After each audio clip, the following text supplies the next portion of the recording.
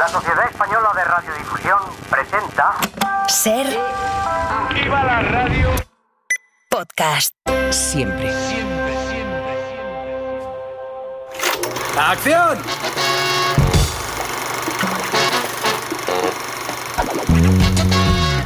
El cine en la Ser.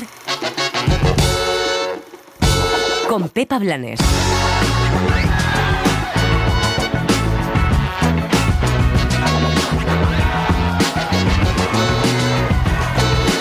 El Festival de Cannes llega a su fin. Vamos a repasar en el próximo episodio todo lo que ha dado de sí. Un Cannes de transición, como dice Thierry Fremont, un Cannes donde se han dado cita a las grandes glorias y donde ha costado ver a las jóvenes promesas del nuevo cine de autor. Un Cannes completamente cegado por las estrellas y la presencia del cine americano, pero que nos ha dejado pequeñas joyas que sin duda marcarán la temporada que viene.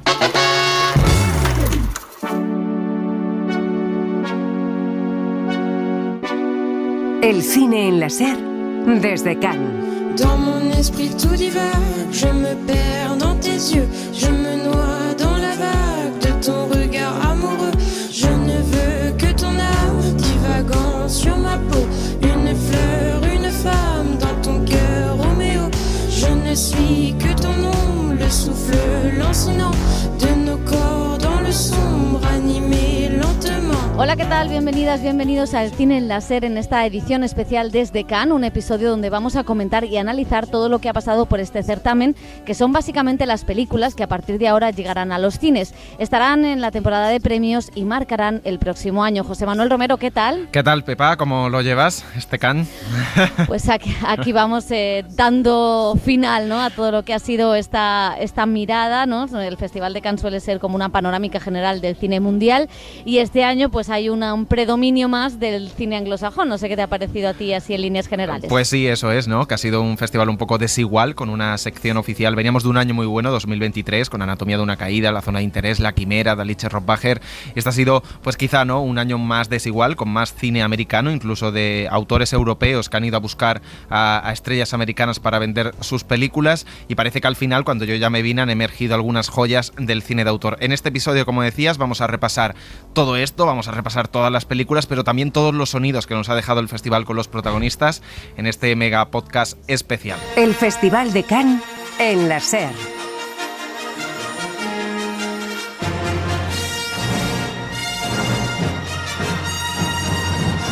Bueno, y como decimos, este es un Cannes de transición, lo decía el máximo dirigente, Thierry Fremont, en la rueda de prensa de inicio del certamen, y lo hemos ido constatando. El año pasado aquí coincidieron veteranos directores del cine independiente, presentando las que serían pues las últimas películas de su carrera. Estuvo Ken Loach, estuvo Nanni Moretti, estuvo Marco Bellocchio, y este año el festival ha caído rendido y ha traído un cierto homenaje a ese nuevo Hollywood, representado por nombres como Francis Ford Coppola, Paul Schrader o George Lucas. De hecho, el creador de Star Wars ha sido uno de los últimos en pasar por el festival. It was hard in the end because I wanted to do the prequels, but I knew that I was just going to do whatever I wanted. I wasn't going to make something that would try to be a bigger hit than Star Wars. So I did 1, 2, and 3, and Hablaba el director, pues, de qué va a hablar, ¿no? De la saga Star Wars, de cómo creó esas películas, sobre todo la precuela, ¿no? Los episodios 1, 2 y 3, y de cómo pues también tuvo que desarrollar durante 10 años esa tecnología para crear esas películas, ¿no? Es uno de los popes grandes de la industria americana, historia del cine, pero dejaba un mensaje muy bonito sobre esta saga, la saga de Star Wars, donde decía que lo importante es que todos eran iguales, sin importar de dónde venían. That was a main part of that movie, was to make people realize that everybody is equal, no matter where they're from, no matter what. Y esto lo decía porque, bueno, le habían afeado mucho que la mayoría de los personajes fueran blancos y él decía, no, son aliens. Entonces, bueno, la verdad es que ha sido una masterclass muy aburrida, con un George Lucas pues que estaba un poco demasiado mayor, le he visto yo, donde ha contado pocas anécdotas y donde la verdad es que no tuvo nada que ver con la de Meryl Streep, que ahora comentaremos, pero sí ha dicho algo interesante en esto que decíamos del Cannes de transición. Solo mencionaba todo ese trabajo que llevó a cabo con Francis Ford Coppola. Fueron los dos creadores los que produjeron y dirigieron un montón de películas juntos, un montón de fracasos. George Lucas se fue a su apartamento a consolarle durante el rodaje del Padrino porque Coppola ya no podía más con los estudios. Coppola le incitó a hacer American Graffiti después del éxito de la primera película, pero fuera de más allá sí que ha dicho que no le importaba el dinero, que es una cosa, José, que hemos escuchado mucho en Cannes, pero claro, es gente que se ha hecho millonaria con las películas, que es curioso, ¿no?, que digan eso. Sí, lo siguen siendo básicamente porque siguen explotando, ¿no?, la marca Star Wars ahora también mucho como series de televisión, no como películas, y todo el universo creado. Es verdad que los directores que han dicho que el dinero no es lo importante, que son los amigos, entre ellos Coppola, ¿no?, tienen, yo creo que tienen fondo de dinero para aguantar si hay algún tipo de problema.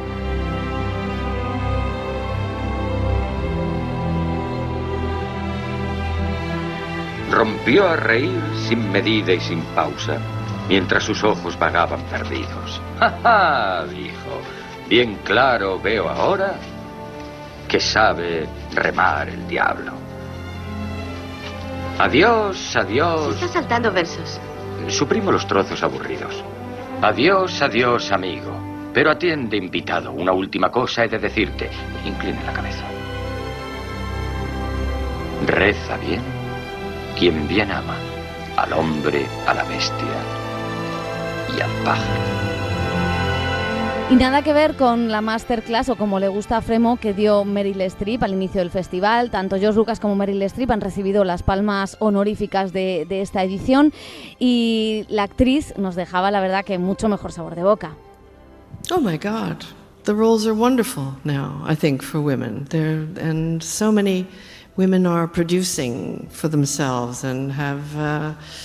I'm so in awe of y decía the Meryl Streep que ahora los papeles para las mujeres son maravillosos, que muchas de ellas están produciendo incluso películas, que ella quizá podría hacerlo, pero que no está para coger ya el teléfono a las 7 de la tarde si eres la jefa de tu propia película, ¿no?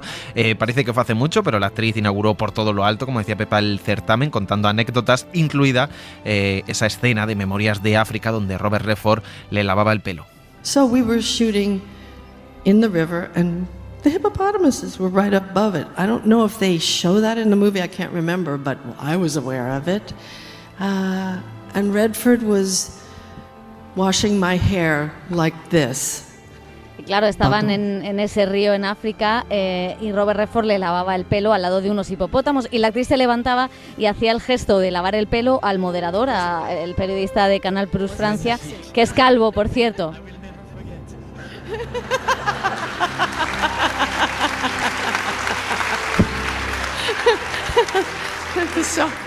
So Roy comes up, my hair and makeup man, and será uno de los momentos que recordaremos seguramente de este festival, pero bueno, como decíamos, estos han sido los premios honoríficos, y ahora ya sí que entramos en materia, sobre todo en sección oficial y en las películas evento que ha traído este festival.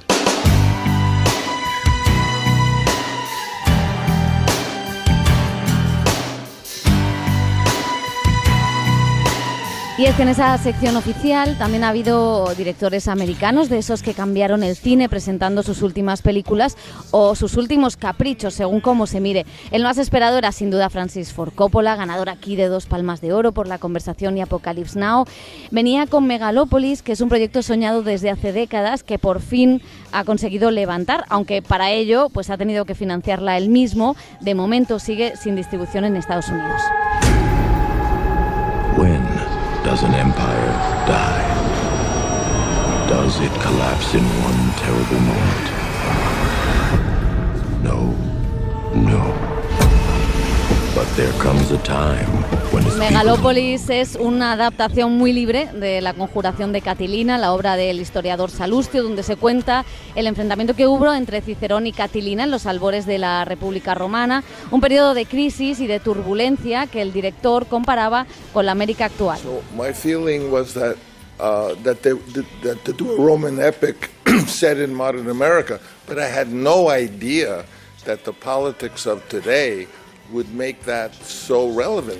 Y decía que bueno, que su idea era establecer esta historia romana, ¿no?, en la América de hoy, también en una América futurista, pero que no tenía ni idea de que fuera a ser tan relevante en el día de hoy, sobre todo cuando veía las noticias o el Saturday Night Live y veía todo lo que estaba pasando en el mundo, ¿no? Esa descomposición de la América, de la República, de la democracia americana, veía muchos paralelismos, decía el director del Padrino, con la América de hoy. La película es una apuesta ambiciosa, llena de decorados kids, muy valenciana, Pepa, de dorados, de interpretaciones Total. salidas de tono, como las de Adam Driver o las de John Boyd, lleno de obsesiones del director, como la arquitectura, la ciencia, el cine, la historia, pero sobre todo es una utopía, porque a sus 84 años Coppola sigue interesado en cambiar el mundo, algo que pocos cineastas ofrecen, y sobre el dinero decía el director: The money doesn't matter. What's important are friends. Because a friend will never let you down. Money may evaporate. Y decía que el dinero se evapora, totalmente de acuerdo, se va muy rápido, que no es lo importante, que lo importante son los amigos, porque son quienes no te dejan caer. Y es cierto que, bueno, pues contaba cómo se había hecho rico básicamente con los viñedos, cómo había invertido una parte en esta película. Y bueno, pues es verdad que es cierto que yo creo que tiene, lo hemos comentado en el resto de programas, pero a mí me parece que tiene una valentía tremenda hacer esta película, que es verdad que es un poco trasnochada, que es fallida, que es excesiva, pero a mí me gusta, yo la he disfrutado, entiendo todas las críticas que se le puede hacer, es una locura, pero me parece que me parece muy triste, luego lo veremos también con Kevin Costner, que el sistema de estudios ya no confíe en aquellos en los que ha confiado toda la vida, ¿no?, y que no quiera producir a un tipo como Coppola, ¿no? Y me parece bastante triste que no se le quiera producir y tenga que salvarse a sí mismo, ¿no? Sí, hombre, sobre todo la gran industria americana, ¿no?, que minimiza riesgos al máximo, sobre todo en Hollywood. Ahora mismo se está arriesgando muy poco y casi todo lo que llega, ¿no?, fuera de lo que es el sistema de Hollywood, que incluso ya las nuevas distribuidoras o productoras como A24 o Neon son parte del ecosistema de la industria y sí que pueden dar voz a autores, pero no se arriesga 120 millones de dólares a día de hoy con un nombre como el de Coppola, ¿no? Y eso que la película, como dices, está llena de ideas, que sobre la base está una historia muy, muy actual, con muchos paralelismos, muy literaria, muy profunda, también tiene toda la pasión que ha podido poner y pone el director con este alter ego que hace un poco de Adam Driver, ¿no?, como un visionario. Aquí es un arquitecto, él es un cineasta que ha sido visionario y ha cambiado también la historia del cine, pero sí, veremos sobre todo los próximos meses cómo se desarrolla la venta internacional de la película, la venta también en plataformas de streaming y si hay distribución en cines en Estados Unidos claro, sobre sí. todo, que es muy importante. Si puede optar a los Oscars, ¿no? Que no creo, pero Claro. bueno, podría tener esa carrera. A mí me gusta una cosa que creo que es, aunque un director de 74 años sea capaz de proponer una utopía, cuando el cine reciente solo propone distopías y solo propone no propone un enfoque de un mundo mejor.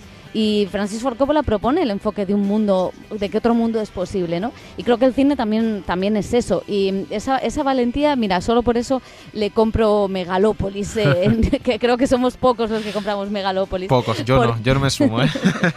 Por cierto, que uno de esos amigos es Paul Schrader, guionista, director imprescindible para entender el cine de las últimas décadas. Como decimos, firmó Taxi Driver, dirigió películas como Blue Collar. Ahí ha vuelto a trabajar con Richard Gere, a quien contrató para American Gigolo. Esta nueva colaboración se titula O Canadá, otra historia fallida, la historia de un escritor enfermo terminal que repasa su vida en una entrevista como objetor de conciencia y mujeriego. My father passed away a few months before Paul came to me with a project. And my dad was almost 101. Contaba Richard Gere que bueno, aparte de decir este reencuentro con Paul Schrader, ¿no?, que recordaba cómo cuando grabaron American Gigolo, Schrader le recomendaba que viera todas las películas de Alain Delon. Aquí contaba que esta historia en cierto sentido le tocaba de cerca porque su padre había muerto antes del rodaje, de recibir este proyecto de Schrader. Ya tenía 100 años, pero estaba en casa, vivía con su mujer y con sus hijos. Y en esta historia, ¿no?, que interpreta a un hombre enfermo, casi terminal, moribundo, que decide dar una entrevista para repasar un poco su vida. Está basada en una novela de un autor canadiense y en este sentido es una de las cosas interesantes de la película, ¿no? Cómo recuperar esa memoria. Lo que pasa que ahora comentaremos, Pepa, qué se recuerda y qué no, qué es lo importante que recordamos. Jacob Elordi interpreta a uno de los actores de moda, ¿no? Que lo hemos visto en Euphoria, interpreta al actor de joven en la película, que está llena de flashback, como decíamos, sin contenido político, más allá de esto que hablábamos de la idea sexual, ¿no? De la idea sexual de su protagonista, de sus batallitas, en la que también vemos a Uma Thurman, que hace de su mujer actual. A Paul Schrader le preguntaban si era consciente, hablando de Coppola y de George Lucas, de que su generación había cambiado el cine. Do you realize that you changed cinema forever when you were young and working with Martin Scorsese or Coppola and all the others? It's for you. Yes. Voilà. The simple reason was that when the late 60s hit, the studios were in a period of crisis and anxiety. Warner's had been sold to a parking lot company. 20th was up for sale. Hello, Dolly, paint your wagon. Pepa Schrader, que siempre da sí. buenos titulares. Él decía que sí, que claro que era una generación que había cambiado el cine. Recordemos que era un periodo de transición. En los años 70, Hollywood, el sistema de estudios estaba caído y resurgió de nuevo. Y ellos fueron un poco esos iluminados que resurgieron un tipo de cine comercial que revitalizó los estudios, ¿no? Y que ahora de nuevo está de capa caída, ¿no? Esto también lo decía George Lucas, que de alguna manera el secreto de todos ellos había sido que les gustaban las películas y que solo le importaba hacer películas, no hacer dinero. Casualmente todos han hecho dinero. No sé si el secreto está en hacer lo que te gusta y así ganarás dinero o que realmente mienten todos cuando lo dicen, pero es cierto que son muy cinéfilos, que todos han amado el cine y que cada uno a su manera ha ido siendo todo lo libre que ha podido, ¿no? Y yo creo que esa libertad de esa generación pues quedará en este Festival de Cannes. Sí, y vamos a comentar poco más de O Canadá. Lo sentimos mucho porque es quizá de las peores películas que hemos visto de esta sección oficial.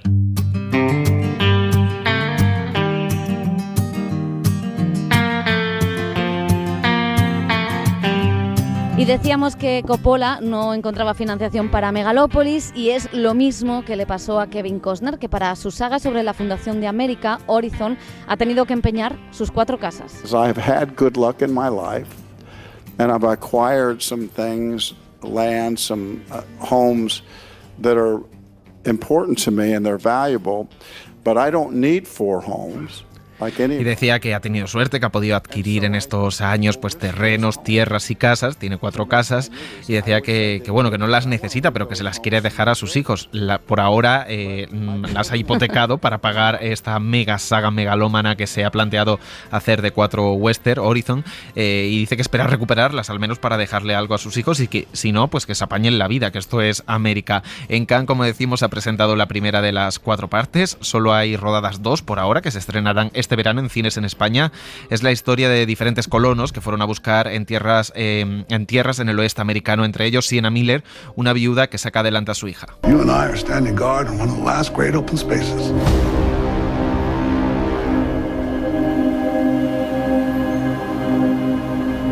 Y la verdad es que ha sido una película totalmente decepcionante. Es un western sin nada de ritmo y que digamos que vuelve a todo...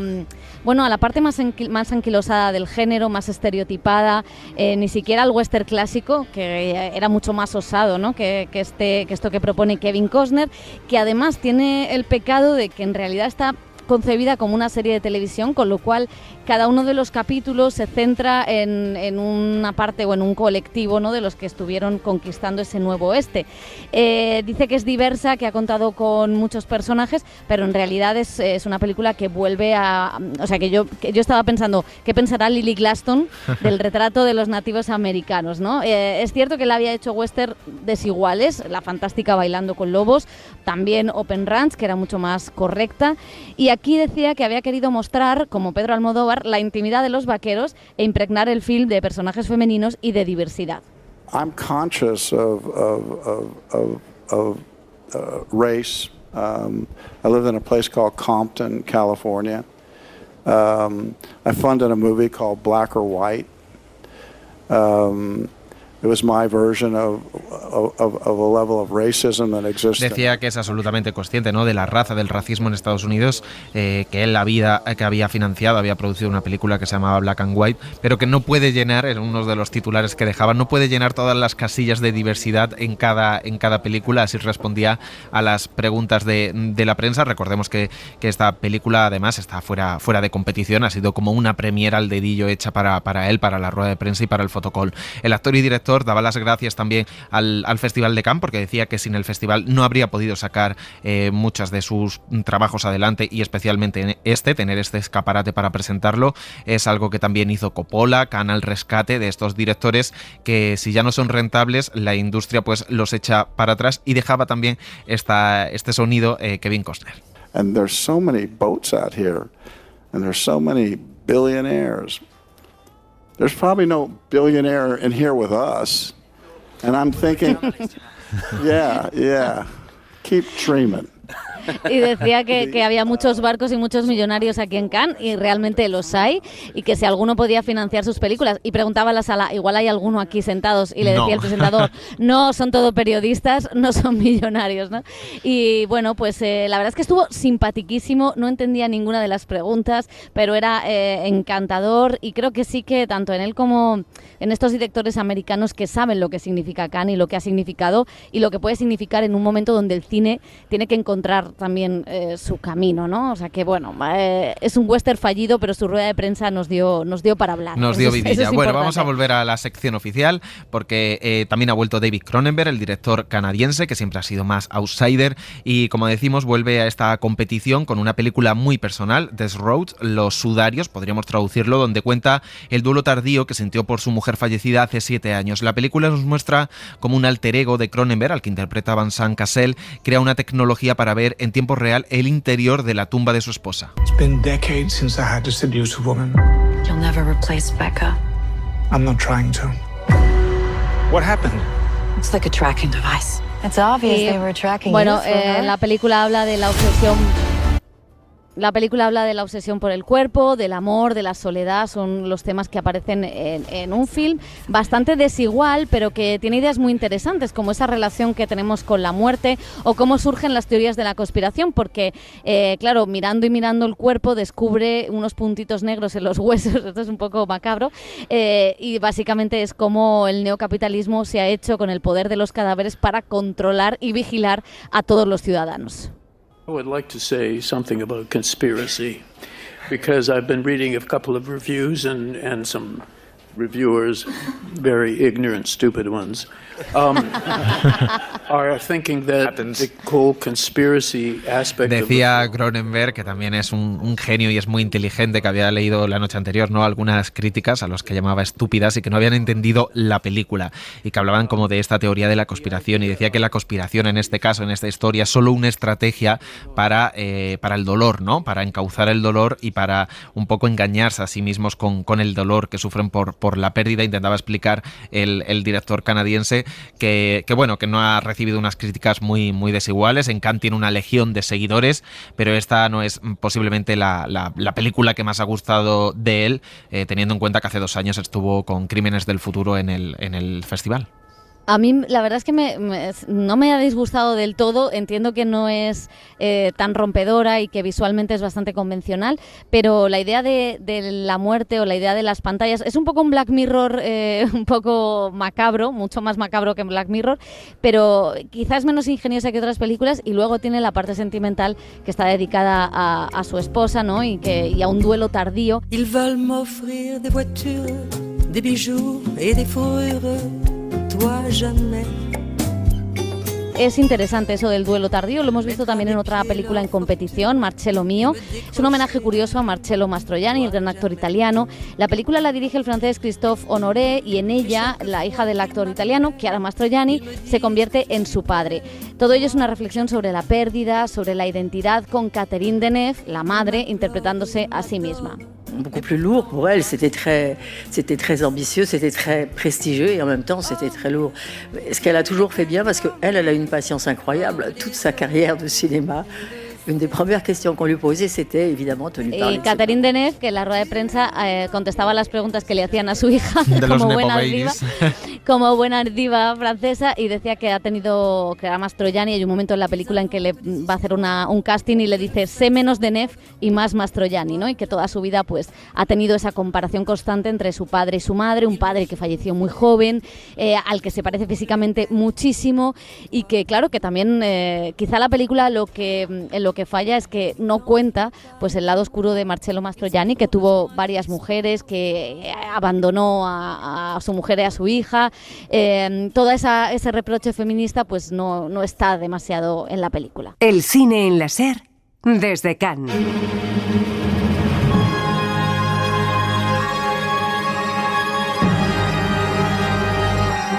Como hemos visto, hay mucha presencia de cine anglosajón, hablado en inglés y con estrellas americanas. En Cannes siempre ha habido una pequeña porción de este cine con respecto a Venecia, pero este año el festival se ha volcado con Hollywood. Muchos de los directores que han rodado este tipo de películas en inglés con estrellas son autores descubiertos precisamente aquí, en el certamen. Por ejemplo, el griego Yorgos Lanthimos, que ha vuelto con Kinds of Kindness, un tríptico sobre el poder y los sacrificios con Emma Stone. Well, I mean, I am a feminist. Whether that's activism or not, that just is what makes sense to me. I think that, you know, when it comes to these stories, these are just stories that feel interesting to me as an actor. I don't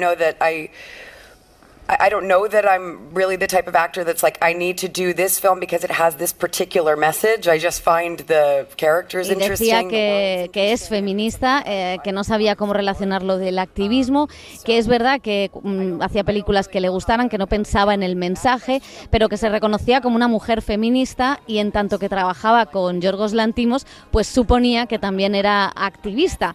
Y lo cierto es que, bueno, pues que la película no es como Pobres criaturas, donde hay una clara posición feminista. En esta va por otros derroteros, es un tríptico donde también están Willem Dafoe, Margaret Qualley, Jesse Plemons, que interpretan a personajes diferentes en cada una de las tres historias, todas llenas de crueldad, de decisiones muy retorcidas, y que trazan un retrato de la condición humana con mucho humor. Decía el director que siguiendo la estela de Luis Buñuel. De Luis Buñuel. That's all. I mean, I can say he's very inspiring, and now Emily loves him too. He's my favorite director. No offense.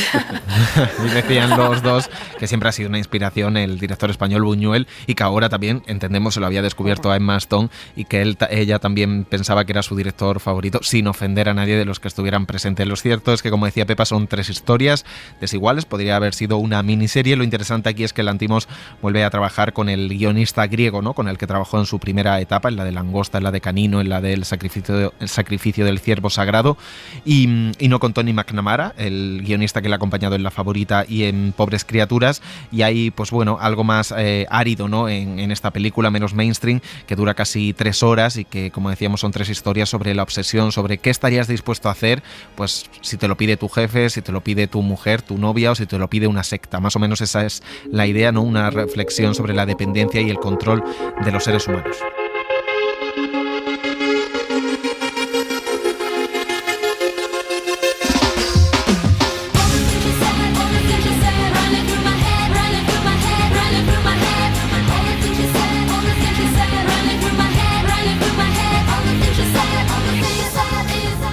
El iraní Ali Abbasi también se ha pasado al inglés, lo mismo que la francesa Coralie Farjat, y otro americano que ha dado un paso más en su cine es Sean Baker, director de películas independientes con personajes en los márgenes de la sociedad americana. Lo cierto es que ha ido creciendo en cada una de sus apuestas, desde Tangerine, pasando por The Florida Project hasta Red Rocket. Y ahora ha presentado aquí a Nora, una película que ha gustado muchísimo en Cannes y que cuenta la historia de una joven stripper que se enamora del hijo de unos oligarcas rusos. Dignity and the strength of Nora, because I think I approached this film in terms of themes, not exact issues. I wanted this movie to explore different themes, and one of them is power. and decía love que quería explorar el poder a través de esta película, y lo cierto es que son relaciones de poder que van cambiando de peso, pero sobre todo marcadas por el dinero. Y es curioso porque Tom Baker ha rodado muchísimas películas sobre personas en los márgenes, y aquí hay algo de eso, pero lo que muestra es la fascinación.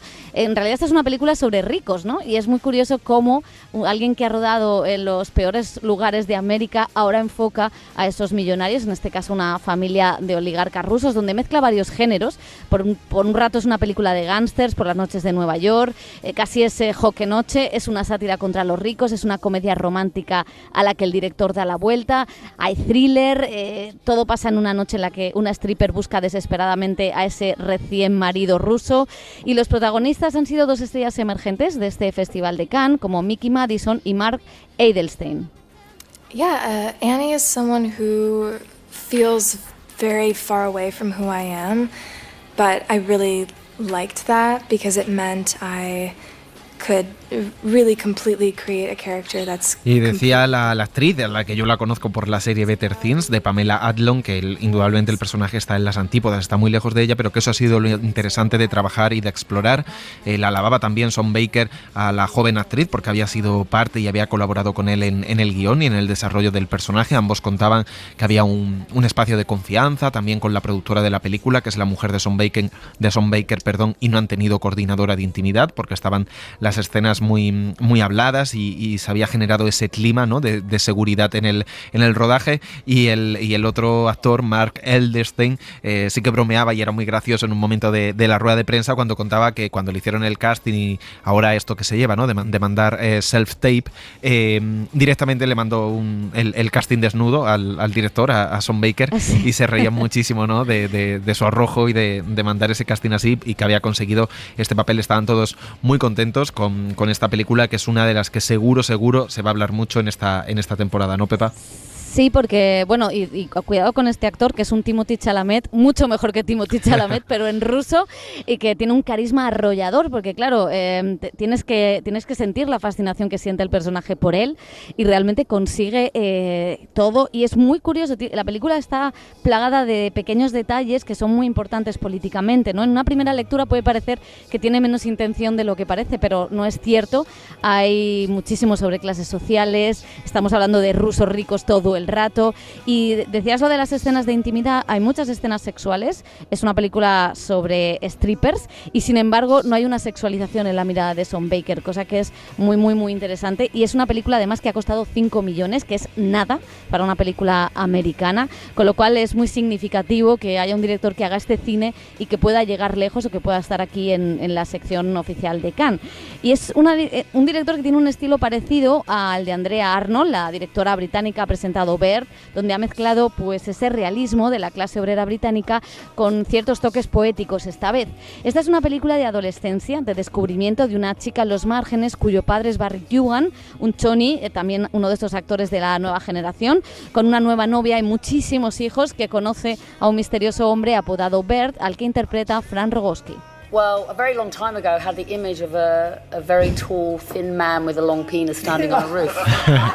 Y bueno, en la rueda de prensa, Andrea Arnold, que es muy divertida, sí, le preguntaban, porque en casi todas sus películas ella ha contado que parte de una imagen, ¿no?, de una imagen que ve o que se imagina, y a partir de ahí empieza a desarrollar la historia. Y en este caso fue la imagen de un hombre alto, muy delgado, con un pene muy grande, sobre un tejado, ¿no? Contaba sobre el origen de esta historia. Una directora que la verdad es una de las favoritas de Cannes, de las pocas que entran casi siempre en sección oficial, o al menos en los últimos años, con trabajos que no sean documentales, y que ha contado en este caso con un actor de moda, como decía Pepa, con Barry Keoghan, el actor irlandés, que decía que sí que veía similitudes con la clase obrera y con su propia historia, que él creció en Summerhill, un barrio del norte de Dublín. Su madre murió de una sobredosis de heroína, y él junto a su hermano pues han pasado muchos años de niños en distintas casas de acogida. In terms of growing up in Summerhill, yeah, there's a lot of similarities in the working class, and I've seen a lot of traits in Bug that reminds me Decía of eso, ¿no? Que había muchas similitudes entre el personaje que interpreta y todo lo que él ha vivido, que es una situación similar y que es además una situación parecida a la que vivió la propia Andrea Arnold, que es una mujer que los márgenes, cuya madre era una madre muy joven, ella abandonó la casa materna muy pronto, empezó a trabajar en mil cosas hasta que empezó a estudiar cine y a hacer películas, ¿no? Y realmente debutó como más allá de los 40 años y desde entonces ese cine que mira a la clase obrera con una dignidad muy particular, pues ha ido consagrándose y entrando en los festivales. Y Verde es una película que ha gustado mucho. A mí quizá no es de mis favoritas de Andrea Arnold, yo me quedo con las primeras, pero sin duda creo que es interesante lo que está proponiendo, tiene unas interpretaciones brillantes y tiene una mirada tan tierna a un tipo de familias desestructuradas, ¿no? A las que generalmente solo se vierten estereotipos sobre ella, que me parece una película interesante. Lo del pájaro no sé si lo compro mucho, pero no vamos a desvelar nada más.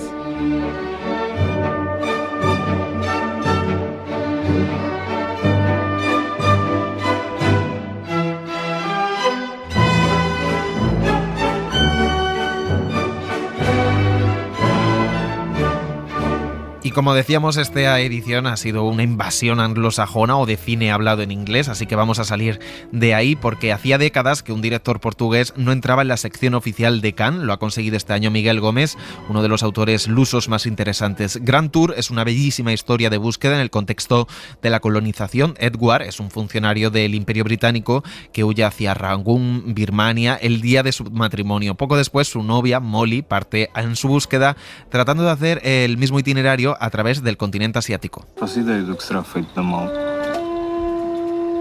Veio de Londres para se casar comigo. Y como escuchan, Miguel Gómez usa mucho en su cine la voz en off. Aquí lo hace en diferentes idiomas, pero sobre todo evita el inglés a toda costa. Y a pesar de que sus protagonistas son británicos y hablan en portugués. Es toda una declaración de intenciones, pues esta película está hablando del colonialismo. Es un film bellísimo, rodado en blanco y negro, que sumerge al espectador en una historia que hace reflexionar precisamente sobre la dominación cultural. Runs over the world. There's a moment where she runs over the world. But everything is moving. It's not like Edward is one thing and Molly is another thing. They are changing all the time. And you y decía que son dos personajes en proceso de búsqueda, uno y otro. ¿No? Cómo se van moviendo. Sí. Uno huye y el otro le sigue, no se sabe muy bien por qué, pasan un montón de desgracias, pero lo importante de la película no es ni mucho menos la trama, sino ese recorrido que hacen los espectadores a través de los personajes y que para la que ha mezclado imágenes reales que rodaron en 2020 con una recreación ficticia, un rodaje en estudio con esos dos actores. Y Tengo muchísimas ganas de verla, Pepa. Es maravillosa, ha contado con 3 directores de fotografía distintos, cada uno del país donde rodó, y eso lo hace interesante porque esa mirada orientalista que diría Edward Said no está para nada en esta película, que al revés, nos vamos metiendo en los bailes, en las canciones, la música es importantísima, sonaba el Danubio Azul, porque el Danubio Azul es uno de los momentos clave, ¿no? Como ese baile del gato pardo, pues aquí también hay un baile similar, y la verdad es que yo creo que es una de las películas más bellas de esta competición oficial. Y otro director que ha vuelto al festival es el brasileño Karim Ainuz, que justo el año pasado presentó su primera película en inglés con Jude Law y Alicia Vikander. Ha vuelto a su idioma, el portugués, y a rodar en Brasil con Motel Destino, un thriller erótico que se desarrolla en un motel destinado a que las parejas tengan sexo, básicamente. El director filmó esta película a la manera de la comedia pornográfica, un género muy en boga en los años 70 en Brasil, pero con una atención especial a los colores, con profusión de luces de neón. Eu não pensei muito, eu acho que para mim sexo, comida, dança, tudo isso é parte da vida, assim, né? Então eu não fiquei pensando muito da inclusão de cenas de sexo para mim. Le preguntaban precisamente por qué había tanto sexo o por qué quería hablar sobre el sexo y decía que como la comida es parte de la vida, y la verdad es que en la película es un hotel donde van las parejas a follar, básicamente, y todo en la película es eso, pero hay un triángulo amoroso, un retrato también de un Brasil en plena decadencia, y lo más curioso es cómo están rodadas las escenas de sexo, a las que le quita todo el glamour, hay mucho sudor, hay mucho color, hay mucha música. Es una película quizá menor en este festival, pero que, como siempre pasa en Cannes, pues hay cosas muy interesantes en ella.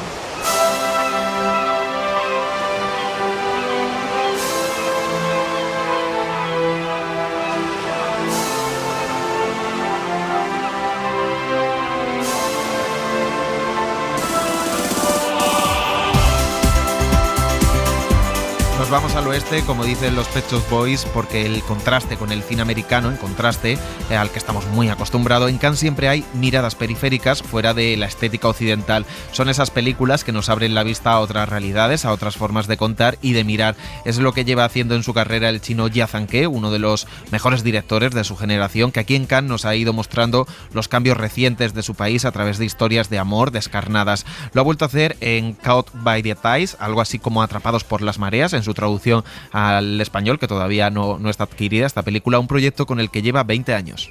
Y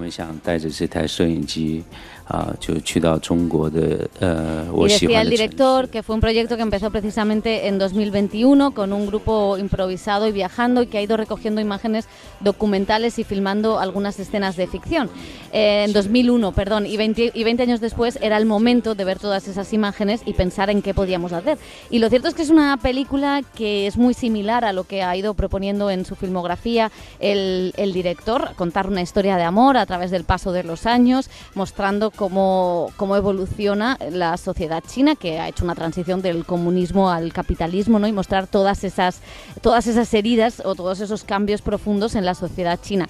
Lo curioso aquí es cómo mezcla las imágenes reales, ¿no? con la ficción, cómo mezcla las actuaciones, el cambio musical. A mí, sobre todo, me interesa muchísimo cómo muestra la evolución cultural de un país, ¿no? Que empieza con esos cantos tradicionales y acaba con TikTok, ¿no? Entonces Sí. me resulta muy curioso, porque también eso es una evolución de la imagen o de la manera de verse a un propio país, ¿no? Sí, es un ejercicio cinematográfico muy interesante, muy experimental, porque también al haber rodado en 4 épocas, creo que es 2001, 2006, 2010 y algo y 2022, el año de la pandemia, cada imagen o las imágenes que tenía de otras películas anteriores tiene una textura diferente, que también es la evolución propia de la fotografía, del digital, de las imágenes, y jugar con todo eso, con una historia de amor y, como decía Pepa, situar en el centro la transformación política y capitalista de un gigante como China, que se ve perfectamente, ¿no? Y también la transformación cultural. Pues la verdad es que es una peli que no redonda porque no creo que es algo deslavazada, pero sí que consigue tener algo muy embaucador, ¿no? Muy magnético a la hora de relacionarte como espectador con las imágenes. Y vamos a seguir en Oriente, Pepa, porque una de las sorpresas, ahora me contarás qué tal, que tengo también muchas ganas de verla, este año en competición oficial, era la presencia de una joven directora india, Payal Kapadia, que con su segunda película pues ya competía por la Palma de Oro. All We Imagine as Light es una mirada femenina a los conflictos de las mujeres en aquel país. So the title is also about hope and about when things are not looking a bit bleak, you sometimes don't know that there's a way out. Y hablaba de ¿no? ese título, ¿no? Sí. Que tiene que ver con la luz y también tiene que ver con la esperanza, y que es un poco el leitmotiv de esta película, que es una película preciosa, es una historia muy sutil de amistad femenina. Son 3 mujeres en Mumbai de 3 edades diferentes, 2 comparten piso, trabajan todas en un hospital, y vamos descubriendo pues sus amoríos, sus problemas con las tradiciones culturales de ese país, y también cómo a través de la amistad o de no comprender lo que hace cada una de ellas, que provienen de orígenes distintos, acaban encontrándose en un final muy luminoso, un poco onírico. Es una película preciosa, muy muy muy sutil, como decimos. Esta directora tiene una película anterior que está en filming, por si queréis ir abriendo boca, que es preciosa, que era un documental en el que ella encontró unas cartas sobre unos enamorados, y entonces a través de esas cartas explicaba la revolución estudiantil y comunista de la India en 2010 creo que fue. Y en esta película hay mucho de político, hay mucho de clases sociales, hay mucho de patriarcado, pero sobre todo hay mucho de miradas, hay una escena de sexo preciosa. Yo creo que es una de las grandes películas de esta sección oficial y uno de los nombres que de aquí saldrá para el futuro. El cine en la SER, desde Cannes. Decía Thierry Frémaux que la política y la reflexión sobre el mundo no estaban en el Festival de Cannes, sino que estaban en las películas, y eso es exactamente lo que ha pasado con un certamen que ha evitado hacer cualquier pronunciamiento sobre el genocidio en Gaza o incluso sobre asuntos más domésticos como el Me Too francés. Sin embargo, ha acogido a un director en el exilio, al iraní Mohammad Rusalov. Huía de Irán hace unos días solo, tras ser condenado a 7 años de cárcel y a latigazos. Y finalmente, pues ha hecho su entrada triunfal en el Festival de Cannes presentando The Seed of the Sacred Fig, algo así como la semilla del higo sagrado, que Pepa es una película, imagino, súper interesante, y además tú has hablado con el director. Sí, hemos podido hablar con Mohamed Rasulov, que la verdad es ponía los pelos de punta la tranquilidad de un hombre que en 20 días ha tenido un largo periplo hasta desde que salió del país en la clandestinidad, cruzó la frontera hasta que llegó a España, a Francia. Ya quiero ya estar en Madrid, como veis, me engaña el lenguaje. Y la verdad es que, bueno, pues él estaba feliz, estaba también preocupado por el futuro de su equipo, de sus actrices. Es una película impresionante, ¿no? Quizá no tiene la sutileza de Asghar Farhadi, ¿no? Que es el gran director iraní, es mucho más es mucho más obvia. Él plantea una metáfora, que es la metáfora de cómo el pater familias, el padre de una familia, puede ahogar a sus hijas y a su mujer, igual que el Estado iraní ahoga a todas las mujeres y a todos sus ciudadanos. Y esa metáfora se le ocurrió, bueno, pues estando en la cárcel. Él ya cumplió una condena, y justo cuando estaba en la prisión es cuando empezaron todas las revueltas de las mujeres tras el asesinato de una mujer por no llevar hijab en dependencias policiales. Todas esas protestas aparecen en la película en forma de vídeos de redes sociales con una violencia extrema por parte de las fuerzas de seguridad, al tiempo que va contándonos cómo se deteriora una familia de un juez que dicta sentencias de muerte. La verdad es que la película es muy, muy, muy interesante en estos momentos, y sobre todo hablar con él, que hablaba de libertad y de hacer cine. Para mí hay algo superior, hay algo que está por encima de todo, y es la libertad. Mi pasión es el cine, crear películas, pero si tengo que renunciar a esto por la libertad lo haría, porque sin libertad no habría esa pasión y no podría hacer películas. De ahí saco la energía para continuar.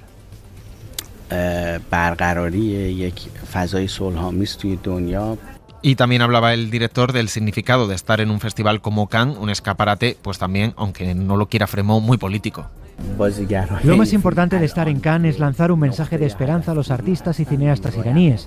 Hemos hecho esta película en circunstancias muy complicadas, pero aún así la hemos hecho. Irán tiene muchísimos directores talentosos que pueden luchar contra la censura y encontrar su propia voz, más allá de las restricciones. Esto es un mensaje de esperanza para ellos, que vean que aunque sus películas no se puedan exhibir en Irán, pueden viajar, pueden verse. Lo que espero es que nada le pase a mi equipo, que los servicios secretos no los persigan. Ahora mismo son ellas las que están en peligro. Lo que espero de Cannes es que proteste sobre esto y que obligue al régimen iraní a dejar a la gente a vivir sus vidas. Deberíamos hacernos una pregunta muy importante. ¿Por qué el régimen iraní está tan preocupado de que la gente cuente historias, de que hagan películas? Pues sin duda es una película que es un hachazo al régimen iraní, ya cómo resolvió esas protestas, ya cómo sigue resolviéndolas, ¿no? Con la censura. Es impactante cómo cuenta cómo salió del país, con una tranquilidad pasmosa, cómo llamó a un traficante para que le cruzara la frontera, cómo no tenía los documentos, cómo pidió dinero en efectivo. Pone los pelos de punta porque, bueno, pues este director ahora tendrá que dedicarse a hacer películas ya en Francia.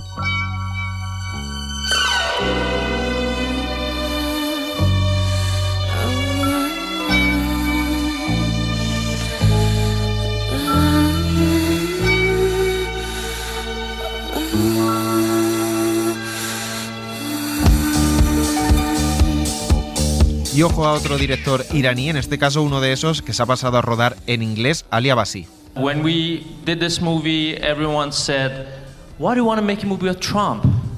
You know, if you want to tell something about the world, do it in a nice way, in a metaphorical way."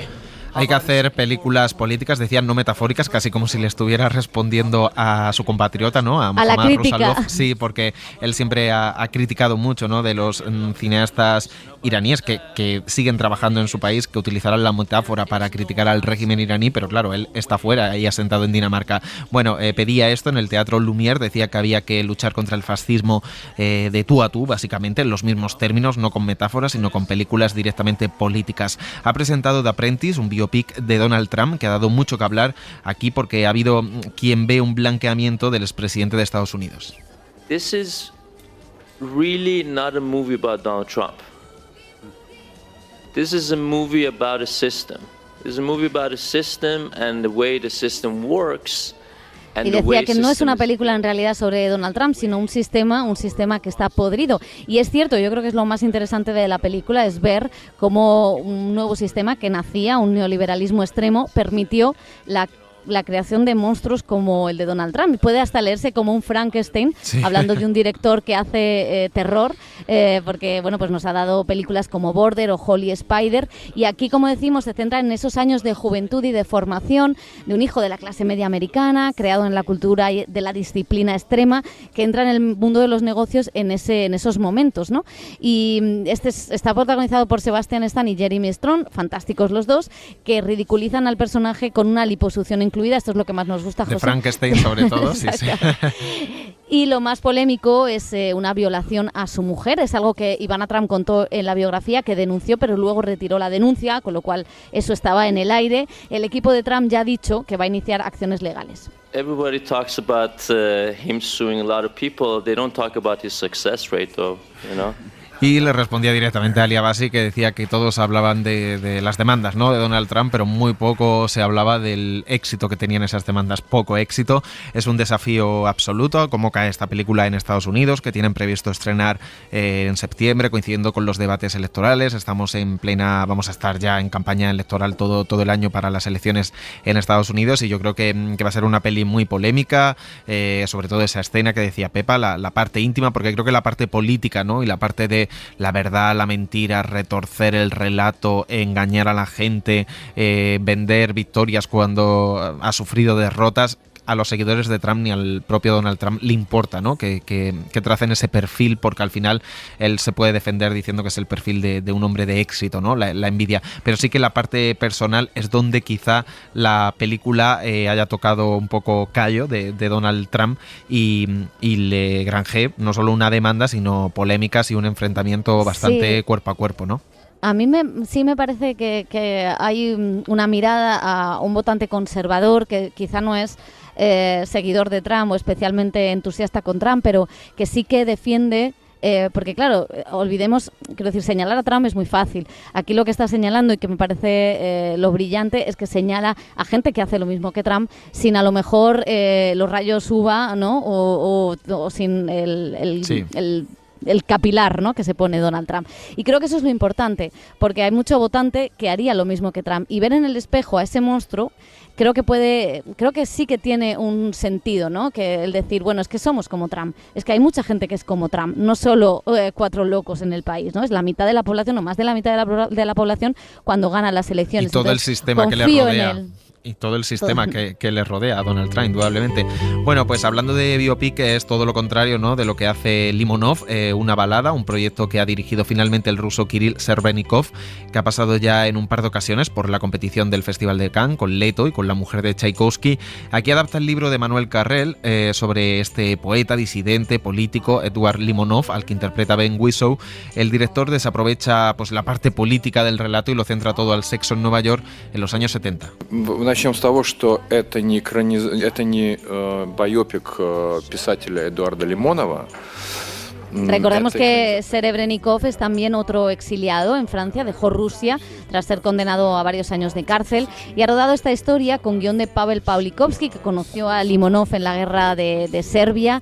Y lo cierto es que sí, evidentemente la película desaprovecha todo intento de explicar la transición rusa, todo intento de explicar, que sí que lo hace el libro, ¿no?, de por qué Putin gana electoralmente siempre que quiere, aparte de que haya una parte de corrupción electoral, pero evidentemente hay una filiación, ¿no?, entre los votantes rusos y Putin muy grande, a pesar de los opositores, y esa parte es la que no explica. De hecho, Putin ni aparece, ¿no?, cuando en el libro es como el alter ego de Limonov, sobre todo en la última etapa. Él lo centra todo a un Nueva York con mucha música y mucho sexo, y quizá despolitizar una historia tan potente por parte de un exiliado que en la alfombra roja hizo todo el numerito contra Putin, me resulta bastante incomprensible. Sí, realmente. totalmente. Tiene algo también la peli de performance, ¿no? Entre las transiciones de las distintas etapas de Limonov, cómo encadena esas transiciones, que están bien las transiciones hechas y demás, pero como que estás sintiendo todo el rato que te saca, ¿no? de la biografía y de la narración, que incluye un cameo de Manuel Carrer,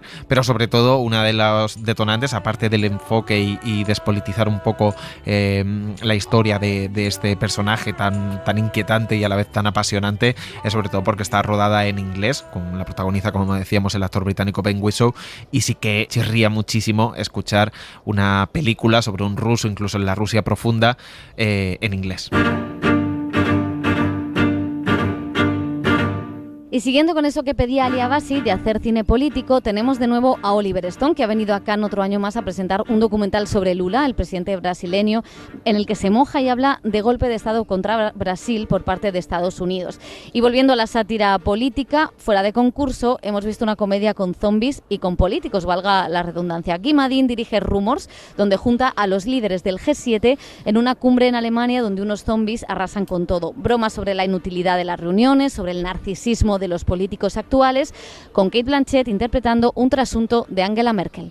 This is a self-appointed G7 dealing with a global crisis, so it's something that is collectively affecting them all, and there's something absurd about those people from a select group of countries deciding. Y decía que hay algo absurdo, ¿no?, de ver a este grupo selecto de países decidiendo y dirigiendo el destino del mundo. Junto a ella en el reparto de esta sátira está Denis Ménochet como un prepotente presidente francés, Charles Dance como el americano, pero realmente británico, y querían jugar con el acento, Roy Dupuy como un primer ministro canadiense buenorro al que todos y todas quieren conquistar, también Alicia Vikander, que interpreta a una especie de Ursula von der Leyen a la que nadie entiende, básicamente, como a la Unión Europea. Y luego está el italiano Rolando Dabello, que decía esto en la rueda de prensa.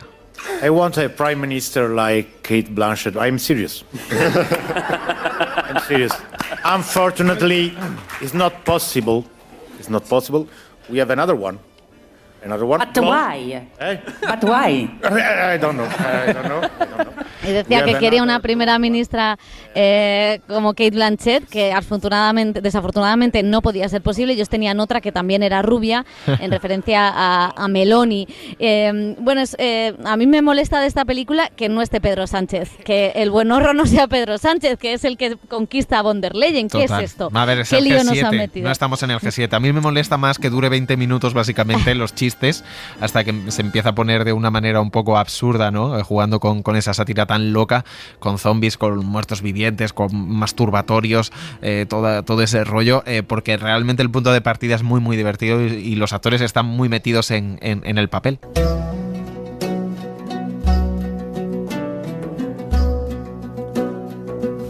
Y Kate Blanchett con ese vestido blanco y negro, con el forro verde, jugando además con el rojo de la alfombra roja, hacía un gesto a lo que está ocurriendo en Gaza.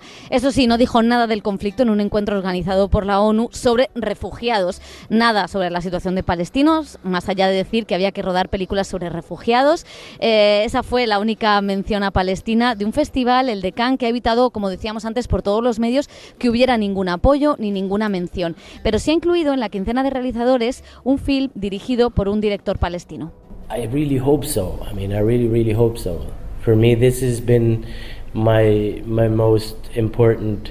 If I'm lucky to get a chance to make a film, I would really like to focus my lens on something that not many other people. Madi Fleifel decía que esperaba que el cine pudiera cambiar el punto de vista y los estereotipos que hay hacia los palestinos. Su película, To a Land Unknown, es el viaje de dos jóvenes refugiados que están atrapados en Atenas y aspiran a llegar a Alemania. Una mirada humanista a los sueños de la población palestina.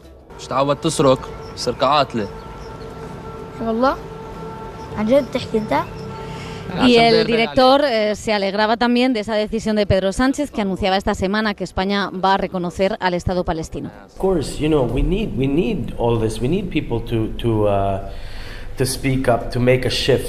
decía que por supuesto es una buena noticia porque esto puede ayudar a cambiar la opinión pública en el resto del mundo sobre Gaza y sobre lo que son los palestinos, que no son unos árabes que quieren destruir a los judíos como todo el mundo piensa, y que para eso había hecho esta película, una película que es preciosa, que además es divertida porque son dos ladronzuelos en realidad que están robando en Atenas para pagarse el visado para poder llegar a Alemania, y es irónico, ¿no?, que quieran llegar a Alemania cuando es Alemania uno de los países más duros, ¿no?, con los palestinos. Así que ha sido toda una declaración de intenciones. El pase fue precioso con banderas palestinas, lo nunca he visto aquí en Cannes, sinceramente.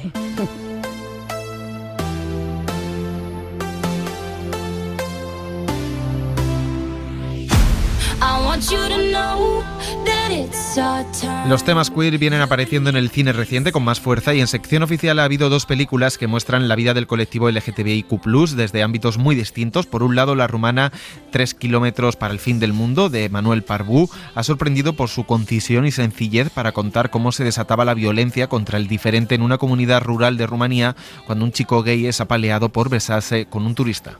We wanted to say a film from the position of the aggressor. I don't know. As I said, I'm not in the position of an LGBT member, so I cannot make a film.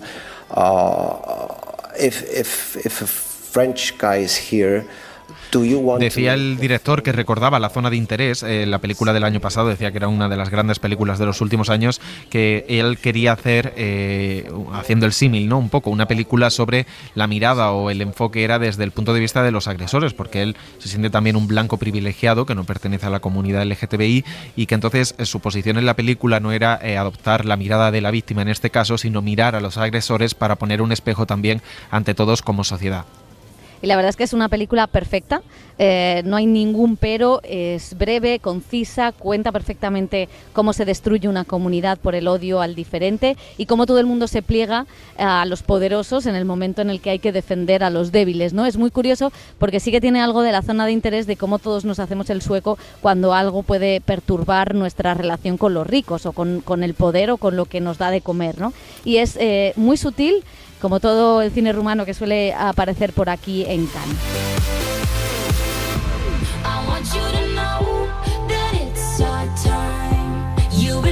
Y vamos, Pepa, con una de las locuras que nos ha traído y nos ha divertido este festival. Es Emilia Pérez, una de las sensaciones. La dirige el francés Jacques Audiard y es un musical ambientado en México que aborda la situación violenta que vive el país, con los feminicidios, con los secuestros y desapariciones y con la corrupción policial. Lo hace contando la vida de un narco, Manitas, que cumple el sueño de su vida, convertirse en mujer.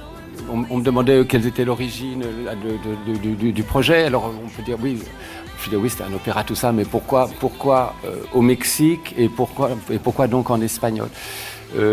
Quelque chose me choque énormément au Mexique, c'est tous ces problèmes de disparus, de féminicides qui sont y vraiment decía que siempre le preguntan que por qué esta historia, por qué México, por qué rodarla en español a un director que no habla español, que es francés y que nunca había estado en México antes. Y decía que porque había algo en México con todo ese clima de los feminicidios, los desaparecidos, la violencia, la corrupción y el narco que le interesaba para contar esta historia, que es un musical, casi una ópera, donde hemos descubierto a Carla Sofía Gascona, que interpreta a Manitas, y a Emilia Pérez. Pues para entrar en una película como la de Jack, creo que hay que estar como Jack, que está un poco para allá. No, está un poquito pues como los demás que estamos aquí. Yo creo que es un equipo de gente que somos creadores todos. Creo que el común de nuestro denominador es el amor que tenemos por lo que hacemos, por esta película en concreto, por el trabajo que hemos hecho. Me parece espectacular que estemos aquí todos nosotros, y en mi caso particular yo creo que yo también estoy bastante para allá. Entonces a mí lo que me resultó más difícil de este proyecto no es entrar, sino salir. Para mí lo más difícil fue salir de Emilia Pérez y de Manitas y de esta maravillosa historia en la que nos metió mi querido Jack, porque ahora es mi querido Jack. Antes no, pero ahora sí. Actriz española de la que vamos a hablar mucho esta temporada. Junto a ella brilla en la película la actriz de origen puertorriqueño Zoe Saldaña, que interpreta a una joven abogada.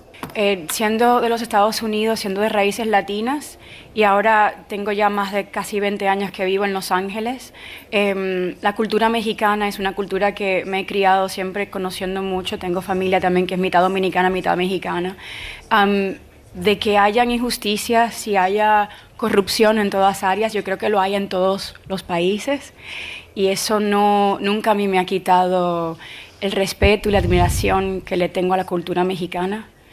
Y lo que le agradezco mucho a Jack es que haya tomado la libertad creativa de decir una historia y cubrir no solamente las cosas que quizás México, como cualquier otro país, tiene que mejorar, pero también celebrar una cultura que es tan rica, tan hermosa y tan artística.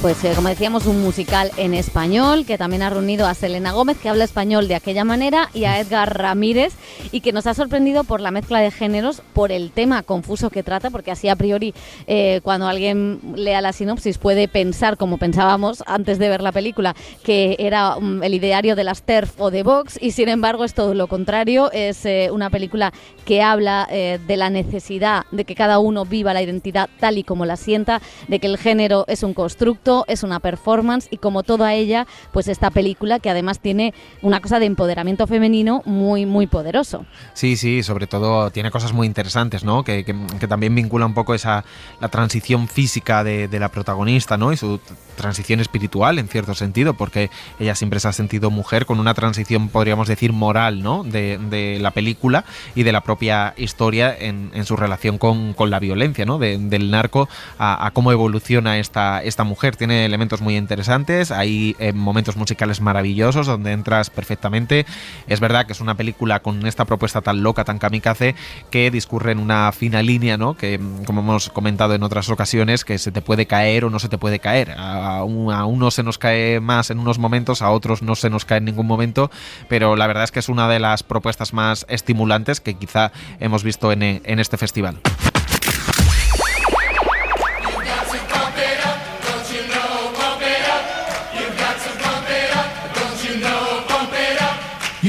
El cine en la SER desde Cannes.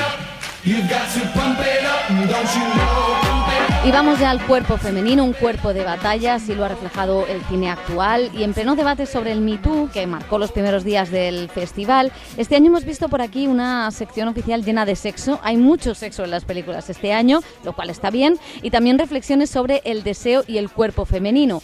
Sobre los cuerpos de las mujeres y cómo evitar cosificarlos, hablaba la francesa Coralie Farjat. When you're younger, you feel like, okay, maybe you're too fat, or maybe your ass is not the right way, or your boobs are not big enough, then when you get older, it's like, oh, then you have wrinkles. Y decía que las mujeres, ¿no? Cuando son jóvenes, pues te dicen, pues no tienes el culo en el sitio correcto, no tienes otra cosa, ¿no? Las tetas en su sitio, y cuando bien puestas, claro. Y cuando eres mayor, pues te dicen tienes arrugas, que como que el cuerpo femenino, decía, una idea muy interesante, nunca es neutral en el espacio público, que siempre tienes la sensación de que hay una opinión sobre tu cuerpo, que ella se dio cuenta de eso, sobre todo a los 40, temiendo, dice, ¿qué va a ser de mí, no? Desaparezco como mujer, ¿qué va a ser? ¿Cuál es mi relación con mi cuerpo, con el mundo y con la percepción exterior? De esa idea un poco, ¿no? Pues nace esta película también muy loca, de Substance, es su segundo largometraje, después de pues ahondar en la venganza de una mujer violada en Revenge. Ha fichado a estrellas internacionales para este body horror, donde la premisa es la siguiente. A ver, una estrella de la televisión, Demi Moore, maravillosa, es despedida por cumplir años, básicamente a los 50, y hacerse vieja. Ella ya era una actriz que se dedicaba a un programa de televisión de fitness. Y entonces, ¿qué hace Demi Moore? Este personaje inicia un tratamiento misterioso para rejuvenecer. Have you ever dreamt of a better version of yourself? Younger, more beautiful, more perfect. Y ese tratamiento pues la convierte, como escuchábamos, en una versión muy mejorada de sí misma, pero solo en semanas alternas, porque el resto vuelve a tener su cuerpo de una mujer de 60 años. Toda una declaración de intenciones que la actriz de striptease, machacada como todas las mujeres de Hollywood de su generación por su físico, salga aquí con un precioso y sincero desnudo, algo poco habitual en el cine cuando ha superado los 40. Well, first, I don't know if I share that perspective of feeling canceled. And you know, my particular perception is that regardless of what is going on outside of you. Y decía que no compartía esa idea de que ya se hubiera sentido, ¿no?, cancelada de algún modo por haber envejecido en la industria americana, ni que se sintiera una víctima, pero que sí que la película hablaba mucho no solo de cómo te perciben por fuera, la mirada masculina, sino cómo tú lidias con eso, con el propio autoodio que puede desarrollar, ¿no?, esa mirada externa, y aquí sobre todo se centraba en la mujer, cómo lidia con este tormento de las mujeres y esta violencia estética que impone una industria que luego, claro, es un festival donde tiene todos los días no sé cuántas alfombras rojas, 3 mínimo. Exactamente, sí, es la contradicción de este Festival de Cannes, donde en la alfombra roja tienes que cumplir con un determinado protocolo, donde evidentemente esa exposición mediática hace que tu cuerpo se prepare para ello y entre en esas reglas de la industria fármaco-pornográfica y de la belleza, ¿no? Y donde además todo eso es muy caro, ¿no? A mí me gusta en tanto que muestra el sufrimiento que las mujeres se hacen a sí mismas corporalmente, ¿no? Porque es verdad que esto es un nivel extremo, pero es la depilación que duele, es el láser que duele, es cualquier cosa, es el tinte que escuece. O sea, son muchas de las cosas que hacemos cotidianamente las mujeres y que no nos damos cuenta de que son cosas para parecer más guapas, más jóvenes, más delgadas, y que son cosas que dañan el cuerpo, que duelen y que empeoran la calidad de vida de una mujer, ¿no? Y creo que esta película lo lleva al extremo. A mí me parece que la reflexión se queda más corta, que la tienes que poner tú y que es demasiado... O sea, que sí, que es un festín de sangre, pero no tiene la complejidad que tenía, por ejemplo, Titán, que fue una de las pocas películas de género que ha estado en competición y que ganó la Palma de Oro. Me parece que todo eso se queda atrás, pero aún así es divertida. Me encanta cuando se saca una alita de pollo por el ombligo, momentazo de la película.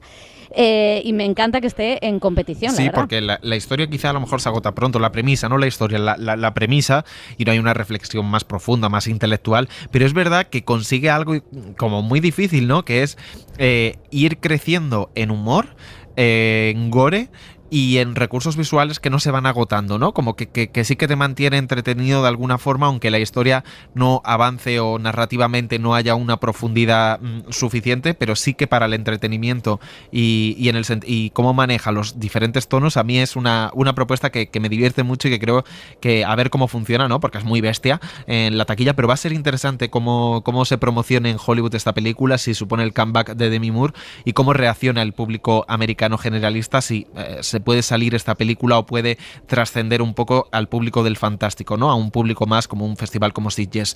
Bueno, esta mirada que comentaba Pepa está también en otra directora francesa, en Agathe Reidinger, que ha debutado con su ópera prima Diamant Brut en la sección oficial de Cannes, mostrando las nuevas maneras de convertirse en famoso, de las influencers a las estrellas de los programas de televisión, un poco mujeres, hombres y viceversa, y que pasan por tener un cuerpo explosivo. Tu as besoin d'un assistant pour porter tes sacs, je suis là. Tu fumes des mégots, toi, tu as même paysan. Y es interesante porque, bueno, pues es precisamente, tiene mucho que ver con The Substance, en cómo se prepara el cuerpo para participar en la televisión. En este caso es un cuerpo muy producido, con pechos operados, con labios operados, todo muy maquillado, uñas gigantes, un culo operado también, pero sobre todo es la vía de escape de las mujeres de clase obrera, en este caso, ¿no?, de poder salir adelante, ¿no? No se puede trabajar, no hay trabajo, no hay otra salida y solo queda esto que en algunos momentos hasta la propia directora lo llega a acercar a la prostitución. Es una mirada muy interesante, muy digna de las chicas jóvenes en las afueras, en una Francia que generalmente tampoco solemos ver en el cine, y una apuesta de una nueva directora porque era la única ópera prima que había en competición.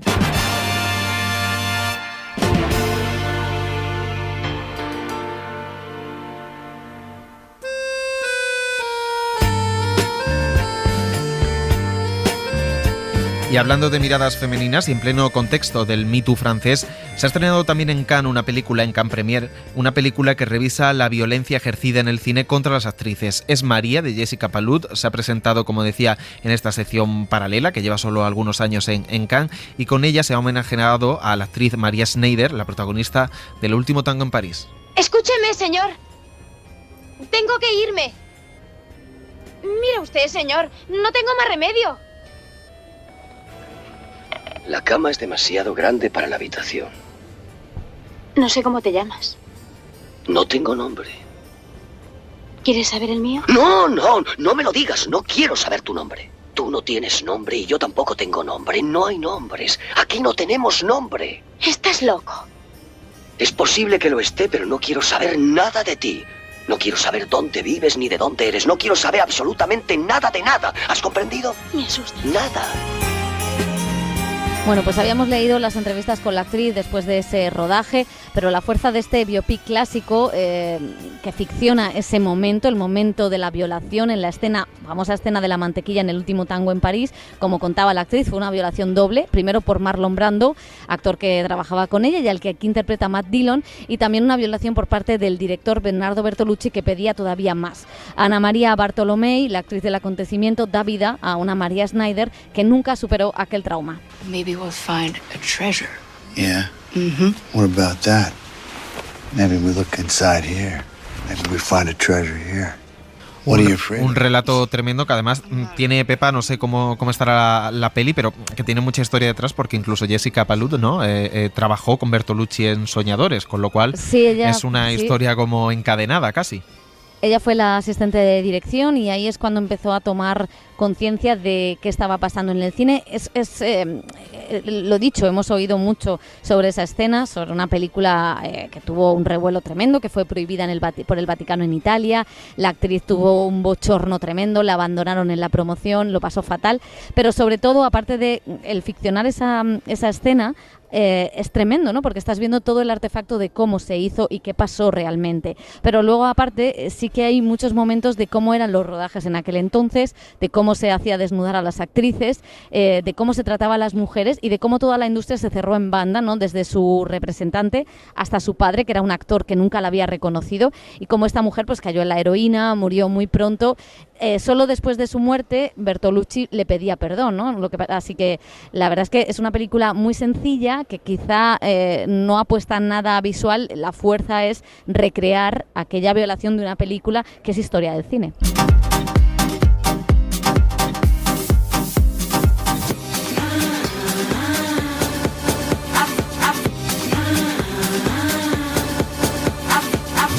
En el lado contrario tenemos a Paolo Sorrentino, que en su vuelta a Cannes con Parténope retrata el cuerpo femenino como objeto del deseo sin más. La suya es una película sobre la belleza, sobre lo efímero de la juventud y sobre el destino y la libertad. Cosa penso rispetto a questo personaggio?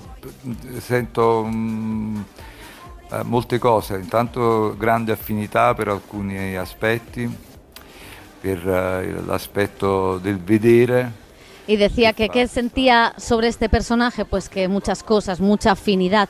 Y bueno, el título, Parténope, es el nombre que los griegos dieron a su ciudad, a Nápoles, a la que vuelve a rodar tras Fue la mano de Dios. De nuevo en italiano y con una puesta en escena que a veces recuerda ese barroquismo de la gran belleza, pero aquí todo es mucho más melancólico y donde ese personaje femenino enamora a todos cuanto pasan a su alrededor.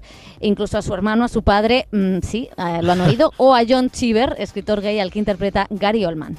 She's a stranger in herself, searching for something.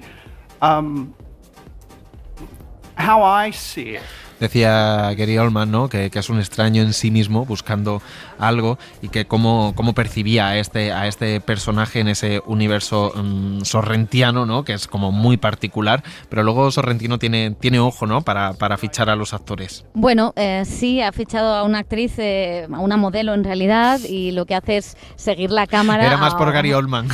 Bueno, sí, por Gary Oldman está fantástico de John Cheever, pero sale 2 minutos, o sea, quiero decir, me encanta que Gary Oldman es el que más habló en la rueda de prensa, pero tiene 3 frases. Ya. Esto también es maravilloso.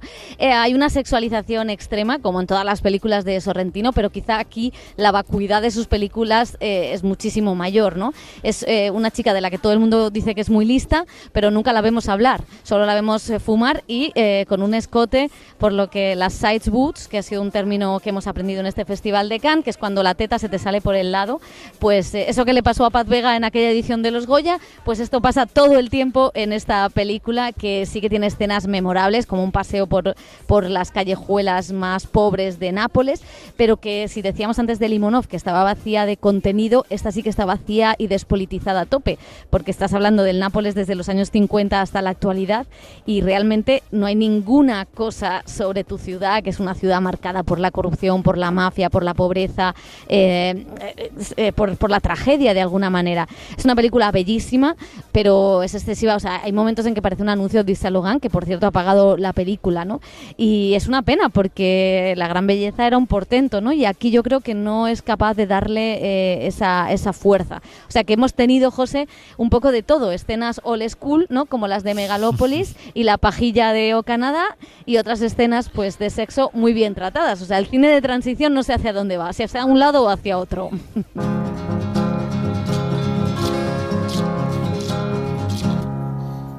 Sepárate. No había este año cine español en sección oficial, aunque teníamos a Juan Antonio Bayona en el jurado. Desde que tengo 16 años me colaba en los festivales de cine intentando ver películas el máximo posible gratis, y 30 años después lo sigo haciendo. Entonces es lo que más me gusta. Vengo a Cannes desde mi primera película, que tuvo la suerte de debutar en la Semana de la Crítica.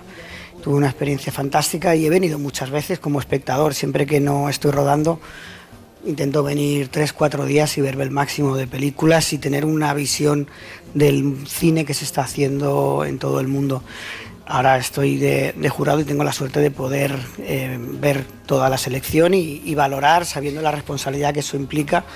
Y sí, es mejor que estar en un spa para mí.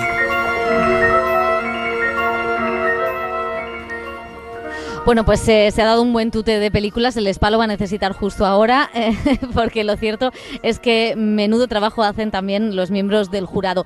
Y sí que ha habido cine español fuera, en los festivales paralelos, donde además hemos tenido buenas noticias, como el premio en la quincena de realizadores que se ha llevado Jonas Trueba por su comedia Venceréis. Un premio importante porque es a la distribución y promoción en toda la red de cines europeos. Y eso, decía, le hacía mucha ilusión a Trueba, el pequeño de los Trueba, porque además esta es una historia muy local y muy madrileña. Es verdad, sí, eso siempre es como esta duda que tenemos, ¿no? Como de cuál es la mejor opción, ¿no? Si intentar ser internacional o localista, ¿no? Y es verdad que yo intento como no pensarlo mucho, y es verdad que hacemos películas que son, pues no lo sé, sí, efectivamente son muy de donde nosotros somos, ¿no? Y sin embargo es muy bonito ver que conectan con espectadores de países muy distintos. Eso es súper reconfortante, ¿no? O sea, sobre todo cuando no lo has calculado, porque no lo puedes saber, ¿no? Y sí, también me gusta mucho eso, que una película hecha en Madrid, con todos nuestros elementos de madrileños y tal, también se aprecia, y que precisamente eso quizá es lo que la hace interesante a ojos de ciertos extranjeros, ¿no? Que perciben en ella como unas particularidades nuestras, y eso es muy bonito, porque a mí es lo que me gusta cuando soy espectador y veo una película portuguesa o americana, ¿no? O argentina. En realidad me gusta eso también, ¿no? Una comedia fantástica, divertida, ingeniosa. Yo ya digo que es de mis favoritas de Jonas Trueba, donde una pareja, Itxaso Arana y Vito San, que confirman el guión, deciden separarse después de 15 años juntos, pero montan una fiesta para asombro de amigos y familiares. Un juego también muy meta entre realidad y ficción, un canto al amor al cine y una mirada a la pareja, pues en estos tiempos de amor líquido. La idea me parecía que tenía algo cinematográfico, ¿no? También pensando en estas pelis de separaciones, ¿no? Que son comedias donde tú en el fondo deseas que la pareja continúe, ¿no? Cuando tenemos parejas de amigos que nos gustan, ¿no? Que son de alguna manera un espejo y tal, es toda una cuestión cuando se separan, ¿no? Es como un paisaje que tú tienes y que de pronto se va a la mierda y ostras, ¿no? Entonces, y que a veces te tienen que consolar ellos a ti, ¿no? Esto también está en la peli, ¿no? Como que una pareja cuando decide separarse normalmente ya lo tiene como claro, y el susto viene más para los demás.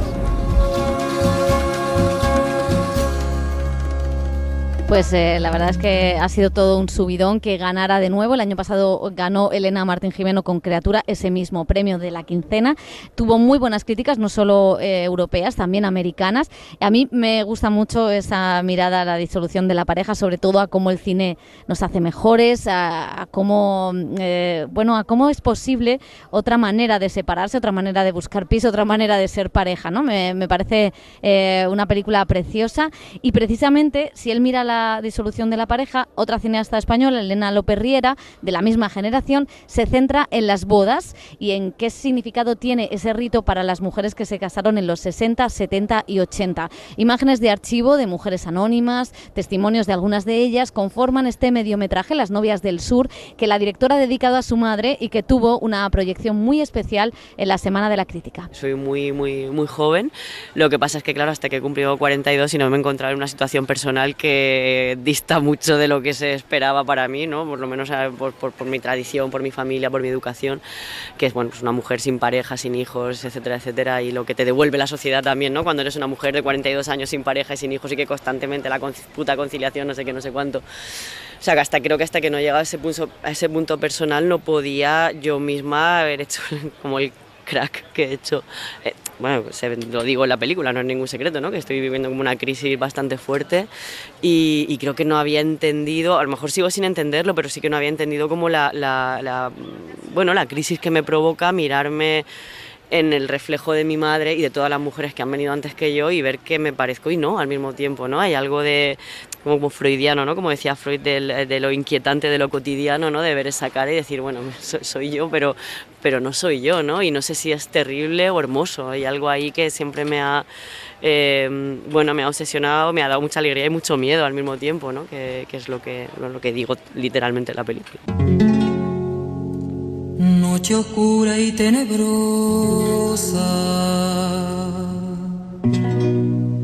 préstame tu claridad. Hay algo que tiene que ver con mi intimidad personal y que no representa a nadie más que a mí, pero gracias al haberlo compartido también, gracias a haber liberado mi propia palabra pues con amigas, con gente, es que me di cuenta de que no solamente me obsesiona a mí esta cuestión de la herencia y no solamente tiene que ver con la herencia de las mujeres, ¿no?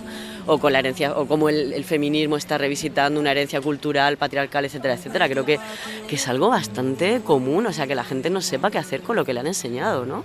A muchos niveles, en muchos lugares, es como, hostia, es que tampoco me parece tan fácil a un nivel intelectual, ¿no? Que todas somos muy leídas, muy viajadas, muy estudiadas, ¿no? Y ahora llego y tengo 42 años y digo, vale, pero ¿qué hago con la deconstrucción cuando voy a mi pueblo y todo el mundo me dice ¿en dónde tienes el hijo? ¿Sabes? O sea, ¿dónde me pongo la teoría queer? ¿Dónde me la pongo, no? Entonces hay algo ahí de, hostia, de un choque que yo no tengo la respuesta, pero no creo que me pase solo a mí, es que no es tan fácil, o sea, no existiría el psicoanálisis, ¿no? Si no tuviéramos este problema de qué hacemos con la herencia que se instala de una manera muy perversa en cualquier rincón de nuestro cerebro que todavía no hemos detectado, ¿no? Al principio todas decían, bueno, a ver, pero esto sale en la calle, y era como, a ver, o sea, tiene la cámara a 20 centímetros, o sea, claramente estoy grabando, no es una cámara oculta. Ha habido algo muy bonito para mí, que es como esa palabra teóricamente no iba a existir, ¿no? Te dicen todas, yo, bueno, esto es que lo van a ver mis hijos, tal, esto no lo quiero contar, pero es que automáticamente ellas mismas a veces, que está en la película, se hacen las preguntas. ¿Y esto por qué? Pues te lo voy a explicar. Es como, bueno, pues explícame lo que tú quieras, ¿no? Y yo creo que tiene que ver como con una necesidad también de exorcizar esa palabra que ha sido muy secreta, muy íntima. No se sabe muy bien por qué, ¿no? Una de las mujeres lo dice, es que entre nosotras no hablábamos de esto. Pero yo me acuerdo cuando, o sea, tampoco soy tan mayor, o sea, yo me acuerdo de haber crecido en los 90 y que no se hablara de masturbación, orgasmo ni con mis amigas, ¿no? Entonces, claro, si se crea un efecto de luz de gas, si tú no sabes que lo que te pasa a ti le está pasando a las demás, es que es una entelequia, o sea, si tú no sabes ni lo que significa la palabra orgasmo, ni que otras mujeres lo tienen o no, ¿cómo vas a quejarte porque no lo tienes, ¿no? O sea, a mí hay algo que me llamaba muchísimo la atención, que me aterroriza, pero en el fondo digo, hostia, pues igual viven más tranquilas que yo, ¿no? Que son estas mujeres que dicen, ¿no? Afortunadamente no soy fogosa o no tengo deseo, ¿no? Como así están resueltos todos los problemas, que yo al principio decía pobrecitas y luego digo, no, pues es que lo han entendido todo, o sea, ya está, así se acaban, no, o sea, es como que siempre yo también, ¿no? Como a lo largo de la película estoy en ese lugar que a mí me interesa mucho y me hace mucha gracia de que para eso hago pelis, no para que me contradigan, si lo tengo ya todo claro, ya para eso no hago nada. No veo nada, no sé si estoy o no distingo la realidad. Para mí esta es la cuestión política más interesante de esta película y del proceso de hacer esta película, porque no sé qué tanto hay de inconsciente en eso, ¿sabes? O sea, hasta qué punto ya no son 1000 veces más inteligentes, que esto no lo dudo, más inteligentes que nosotras, nosotres, con toda esta revisitación feminista, y son, vamos, y lo tenían clarísimo, pero han hecho de esa cárcel, ¿no? Como tú dices, o de ese lugar de opresión del patriarcado, mini espacios de resistencia, ¿no?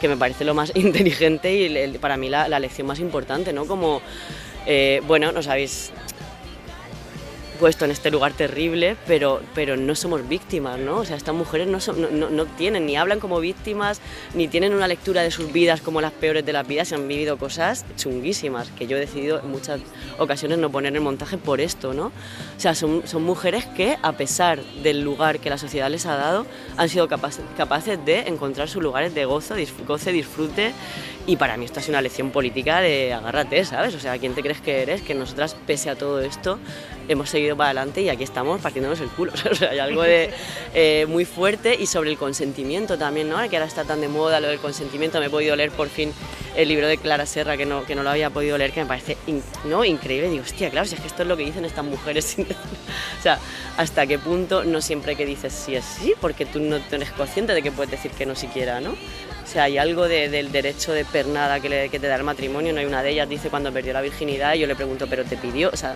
te preguntó si tú querías, y dice, no, pero da igual, a mí empezó, ¿no? O sea, hay algo ahí como ese terreno resbaladizo de cómo se construye el deseo y el consentimiento, que es muchísimo más complejo de lo que puede parecer, que cuando leí el libro de Clara Serra dije, hostia, nosotras hemos tenido que hacernos 20.000 libros para llegar aquí.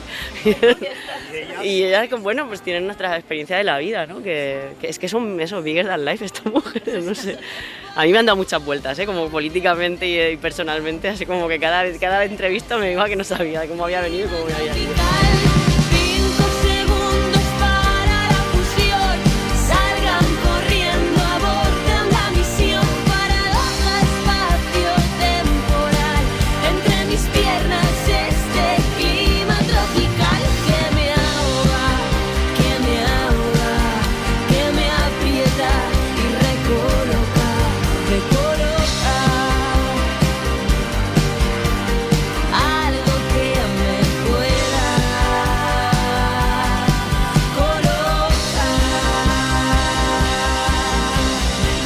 El cine en la SER, desde Cannes.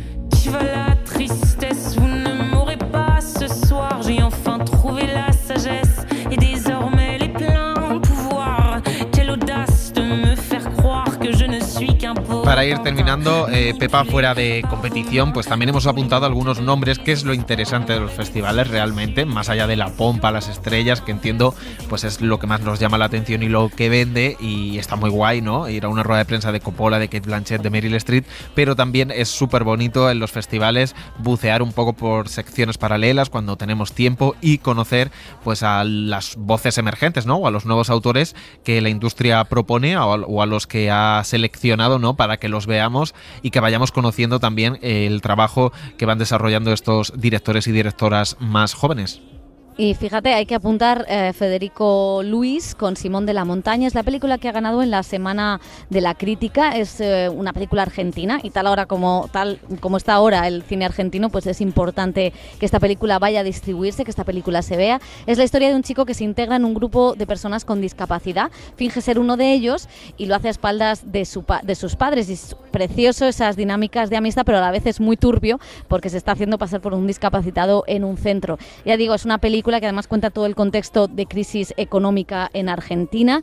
Y también es interesante September 6, que es el debut de la actriz Ariane Labeeb, a la que hemos visto en películas de Yorgos Lanthimos, y que ha debutado en Uncertain Regard con una historia de dos hermanas jóvenes con un tono surrealista para hablar del duelo. Y tú has visto precisamente otra película de esa sección. Sí, de una cierta mirada, Uncertain Regard, que ha presentado pues ahí su ópera prima, su debut, el noruego Halvdan Ullmann Tonden. Por el nombre, entiendo, Pepa, que sabes que los apellidos Ullmann, pues sí, es el nieto de Liv Ullmann y de Bergman, con un drama titulado Armand, que encima protagoniza Renata Reinsve, la protagonista de La peor persona del mundo. Además, este joven ha sido colaborador de Joachim Trier, del director noruego, y la verdad que es un drama interesante, un poco nórdico, por así decirlo, ¿no? Y críptico, porque interpreta Renata Reinsve a una madre, actriz un poco choni, que se enfrenta a un lío en el colegio porque su hijo es acusado de un comportamiento grave, y la verdad es que tiene una sensación de montar todo un escenario claustrofóbico, misterioso, sobre qué ha pasado, qué no ha pasado, sobre la relación entre los padres enfrentados de este conflicto, con los diferentes puntos de vista, con unos profesores donde mete un humor un tanto extraño pero muy divertido, que es una propuesta no redonda, y que quizá la resolución no es de lo más satisfactoria, pero que sí que es interesante y que apunta maneras, y el pobre, con el apellido que tiene, ya tiene bastante la presión que tiene encima, ¿no?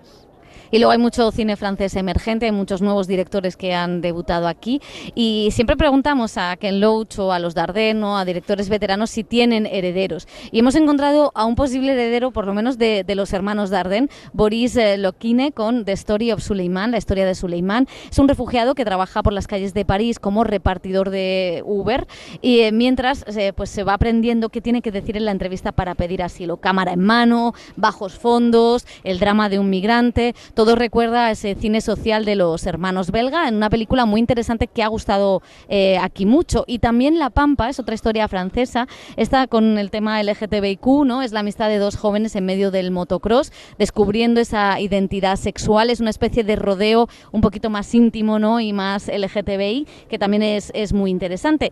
Y bueno, hemos ido trazando pues un poco lo que ha sido este Festival de Cannes, desde lo más rimbombante, o desde lo que será, lo que se vea en la temporada de premios, porque este Cannes se parece un poquito a Venecia, y también hemos hablado pues de esos nuevos cineastas. No sé qué valoración haces, José, de todo el festival. Que necesito digestión. Es decir, hemos hablado de tantas cosas, es tan concentrado, ¿no? Todo el festival, que ahora parece que hay que digerir muchas de las películas, e incluso muchas de las películas que ya he visto y que son largas, me apetece verlas por segunda vez más descansado, más tranquilo, valorar otros aspectos, pero es verdad que en comparación especialmente con un año tan potente como fue el año anterior, o los anteriores incluso, que venimos sacando películas que han marcado también la temporada de premios de los Oscar, este año no veo tantas candidatas que puedan llegar a la carrera americana, pero fuera de esa competición, que el cine indudablemente no solo es competición y no solo es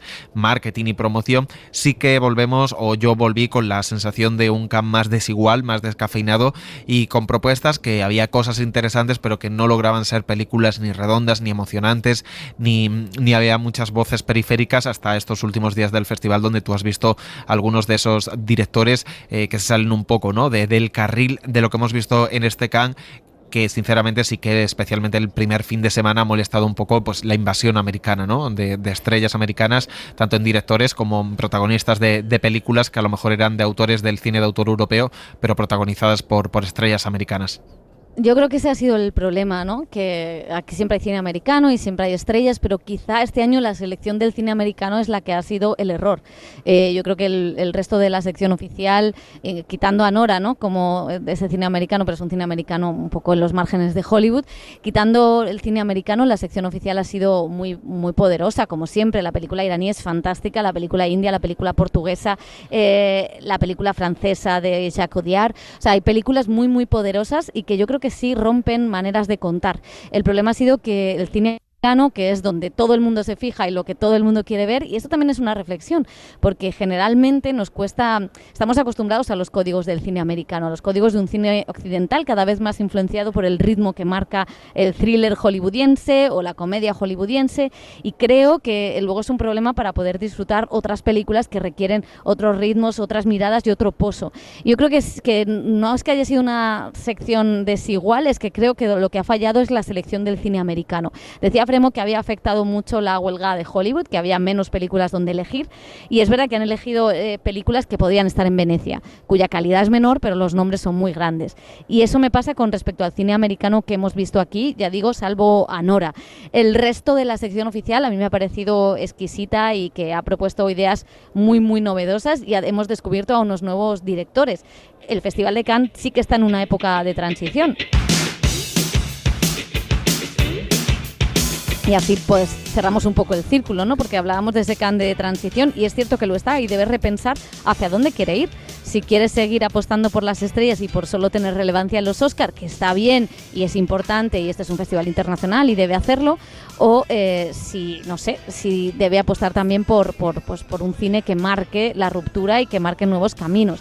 No podemos saber nada porque, mira, el año pasado, hace justo un año, no podíamos ni imaginar que iba a haber una huelga, no podíamos ni imaginar que la inteligencia artificial cobraría todos los debates, tampoco los bombardeos de Gaza. Solo podemos que ojalá haya cine español al año que viene en Cannes. Le preguntábamos a Fremo y decía, bueno, nunca se sabe, y ojalá que ese cine que veamos pues conecte de nuevo el público con las salas, que es ahora mismo la gran preocupación de todos, y que el cine de autor se haga fuerte frente a las maquinarias industriales y comerciales.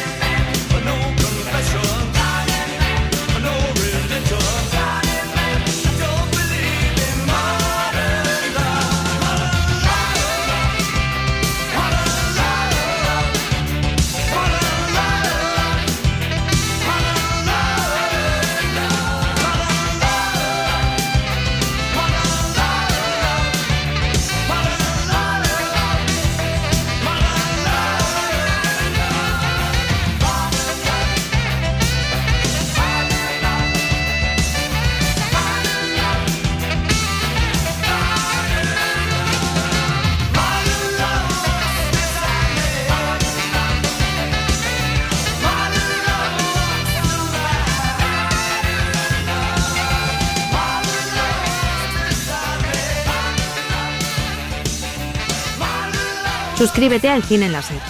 Escúchanos en directo en la SER los sábados a las 7:30 de la mañana y los domingos a las 3 de la madrugada. Cadena SER. La radio.